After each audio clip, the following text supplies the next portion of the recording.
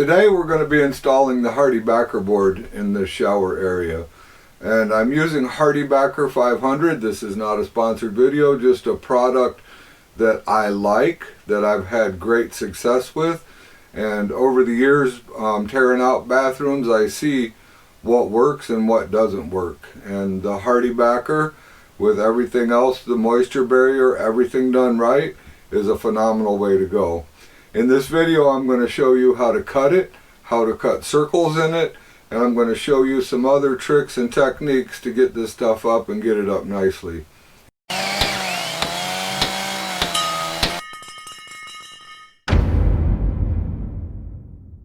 Hi everybody, I'm Jim Dirdorf and this is Detroit DIY. Let's get started.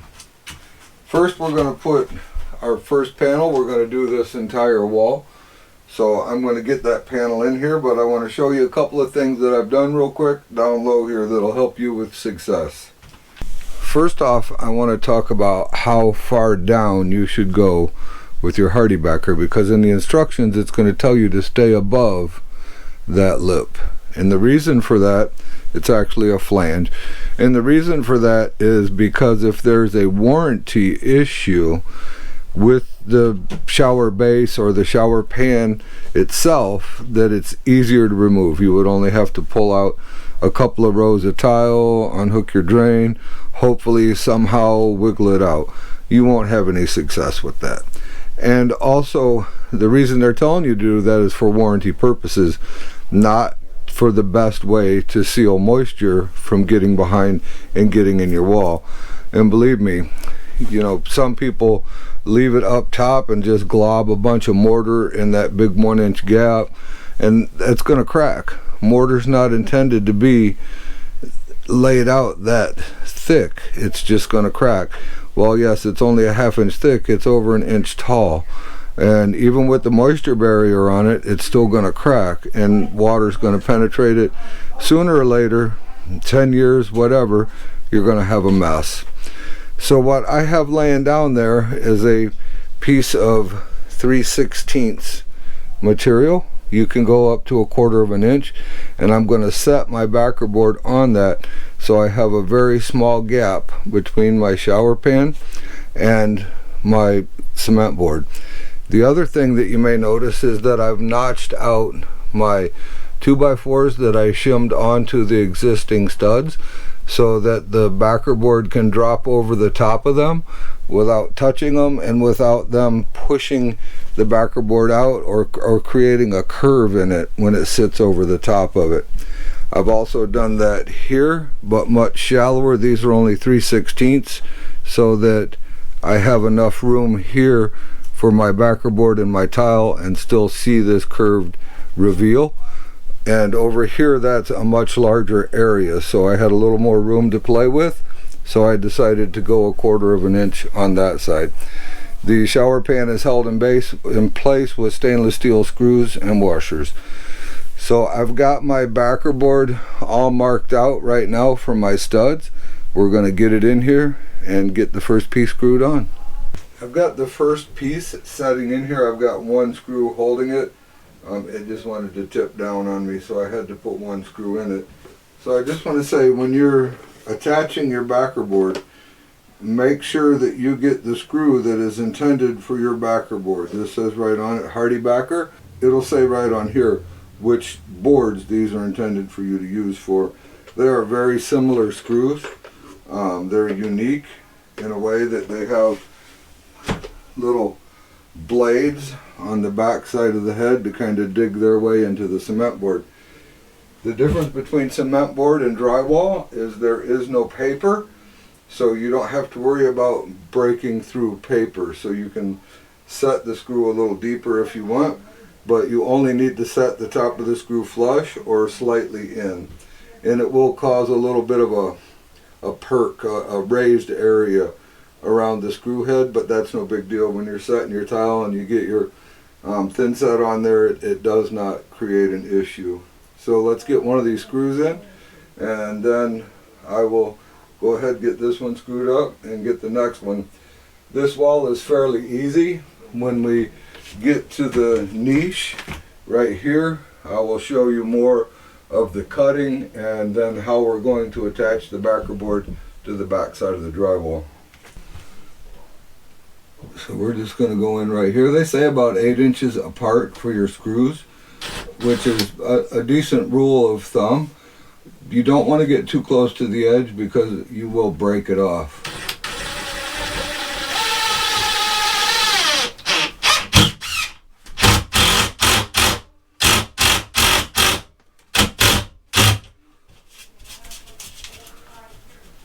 See, I'm happy with that. No reason to go any further. The screw is just slightly under the surface. So I'm going to go ahead and get the rest of my screws in. I'm going to put these other 2 panels on and we'll come back when we start this wall over here with the niche in it. I'm getting ready to start cutting the material for the niche. And what I'm going to be using is a scoring knife. These are carbide tips. You can get these at the big box stores and they work really good for scoring this to break it. You can also use a carbide razor blade or a carbide tipped razor blade. You can find them at most of your big box stores also. But at any rate, this stuff breaks a little different than drywall does. So let me show you what we got. We're going to get this scored and then we are going to get it snapped off. I've got my straight edge on here and I've got it clamped just to make things a little bit easier for me. And we are just going to pull this through. This is not paper backed like I said earlier, so it's not like you're scoring drywall.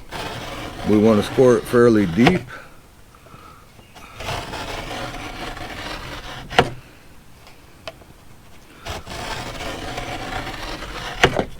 So that should be pretty good there. I want to get this corner a little bit better.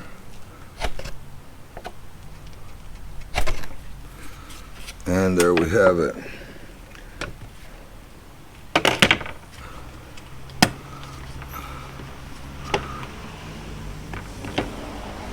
Now we'll take our straight edge out of play. You can see how deep the score is. It's not super deep, but it's deep enough to work.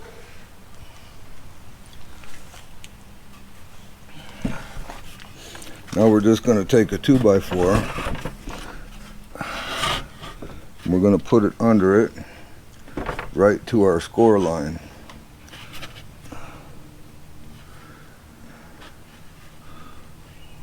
And then we're going to just start pushing it. Now it is pretty tough and it might start lifting the other side, so just put some pressure across. This stuff is more fibrous than drywall, so it doesn't just snap like drywall does. And there we have it. So the edges do need a little bit of a cleanup. I'll do that with a razor blade and then that will be ready to go. I have one more cut to make here, but that's how I'm going to cut this. I'm going to go ahead and get what I can cut, then we'll get it installed. Okay, now that I've got these cut, earlier I was telling you that the smooth side goes out, and if I didn't say earlier, this is Hardie Backer 500. This is a mold resistant backer board, a little bit different than what I'm using on the floor. I'm using the Hydro Defense on the floor, and the reason for that is I didn't need to spend the extra money for the Hydro Defense because this whole thing's getting a moisture barrier anyway. So as you can see, this side is a little rough. It's not huge, but it's a little rough. This side is super smooth. So this is the side that we want.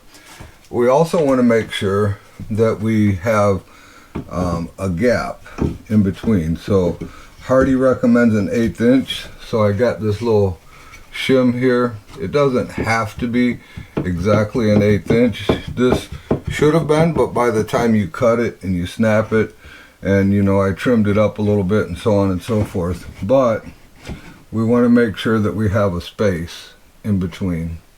So we do, and that's a good thing, because all this is going to have to get taped and thin set spread over the joints, kind of like you would tape drywall or finished drywall.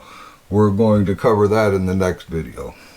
And I like to use a shim under here so that it just takes that out of it for me. I don't have to worry about it being in the right place any of that. I just have to worry about my front to back. So when I put the next piece on, the face piece, it's going to come all the way out to this edge, and then my gap will be in between them, so I'll have my 1/8 inch gap.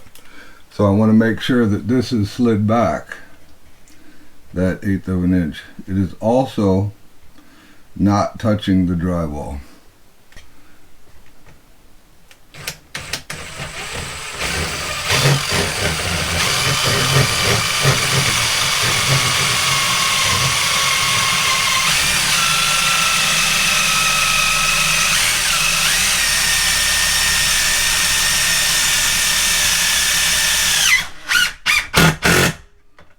Also, I want to say, when you're tightening these screws, the backer board moves away from the wood a little bit, so it may appear as though you have stripped it out and that it's not going to tighten, but that's not the case. I've never had one of these strip the wood out and just spin.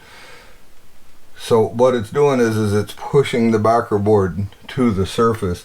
So you want to make sure at that point you keep going until you get the screw set. Don't let that worry you that it's stripping out, because it's not.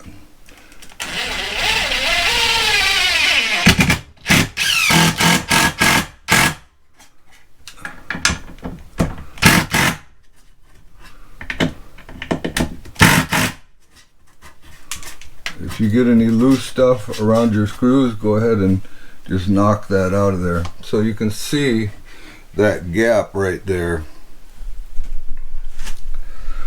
That's what we want to make sure we get closed up.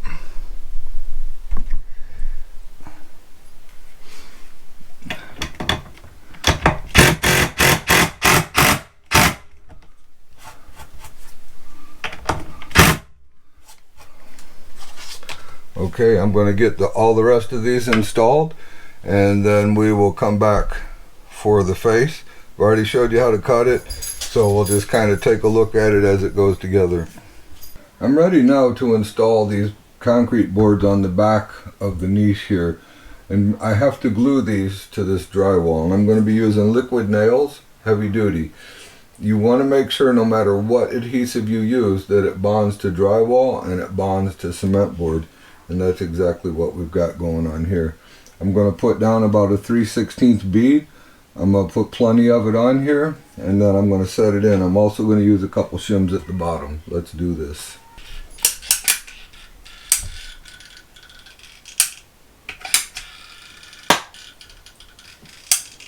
I want to get a nice bead around the border.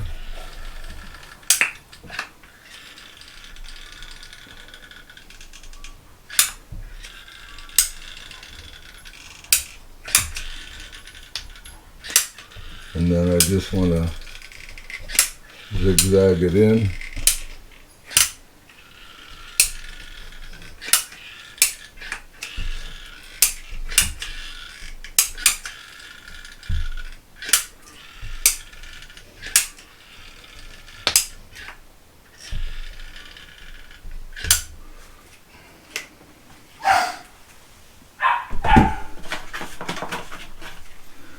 Now I'm already got my shims snapped off to where I want them. I'm just going to set them right in here, tight against the bottom,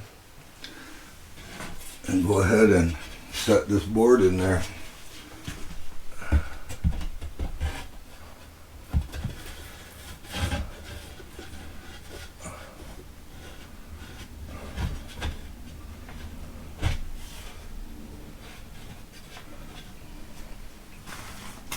I'm going to scoot that over a little bit. I'm going to use my razor knife and just move this over just a little bit.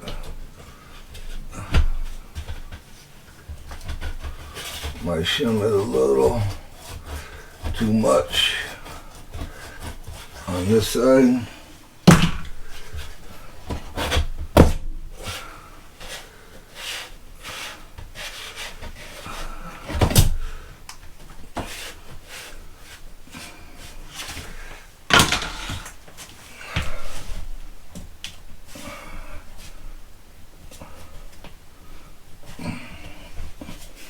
I'm going to push it in there real nice and tight, You can still move it around a little bit.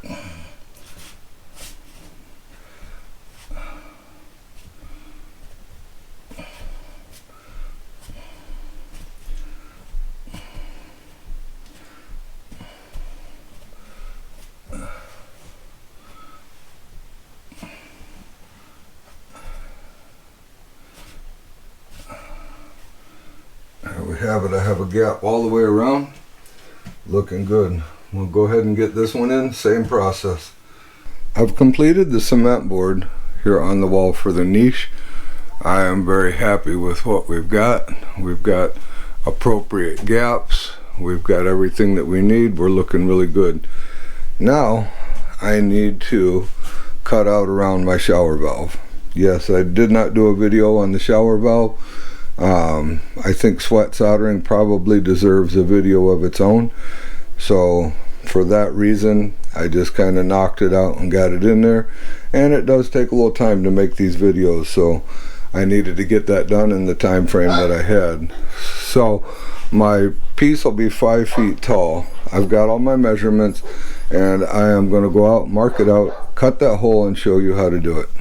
I've got the hole marked out for my shower valve, and there's a few ways you can do this.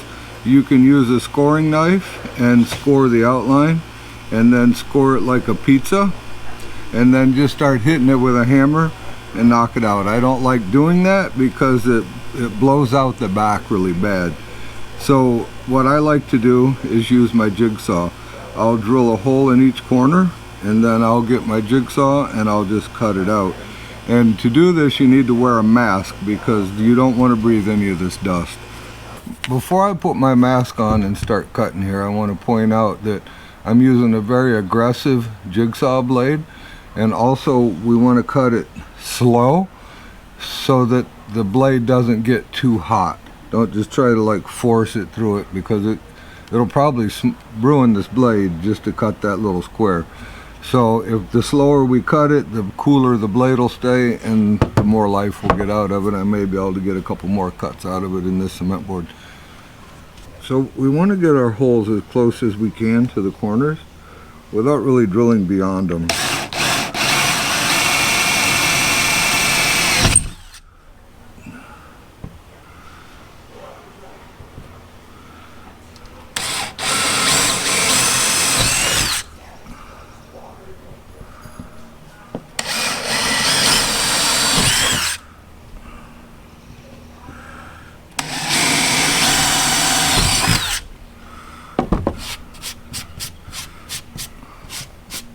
So we should look like that, pretty much with our drill holes inside of our lines. If you go out just a little bit, it doesn't matter.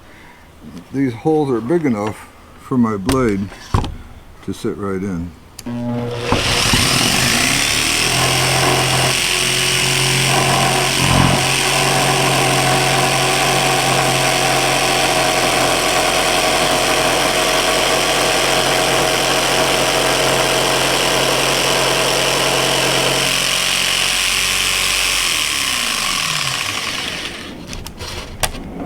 Now this blade's probably already so hot you wouldn't want to touch it.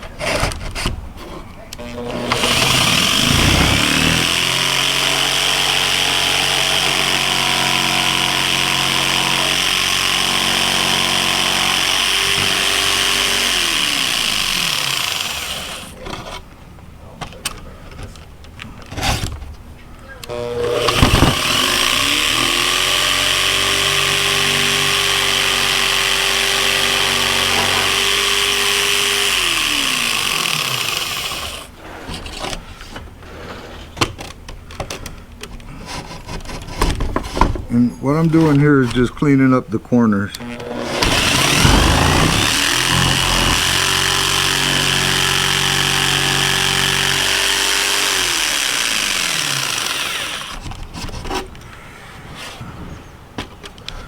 I did not go tight into this corner.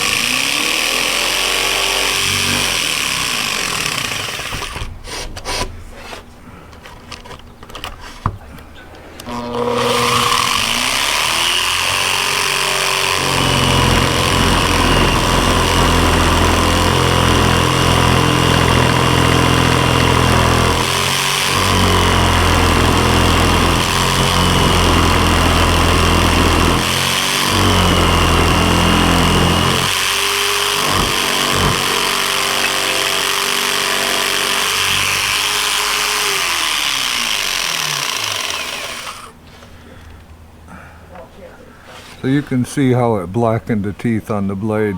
That's why it started bouncing. This blade is toast now, but that's alright. We've got our hole cut.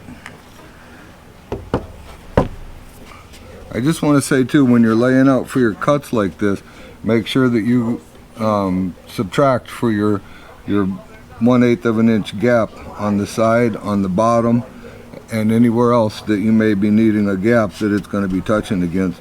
And calculate all that in as you make your measurements.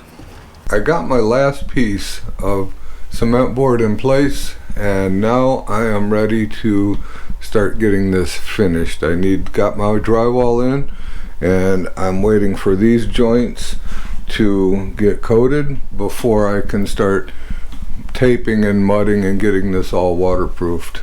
Alright guys, that's all we got for this time. If you haven't subscribed yet, I would greatly appreciate it if you would consider doing so. If you enjoyed yourself, click on one of those two videos that are going to pop up next to me. And remember, this is a mini series, so there will be segments and pieces. There will be a video coming up in 2 weeks on waterproofing this. But next week, we're going to be replacing a door. Remember to always respect the power of your power tools. We'll see you soon.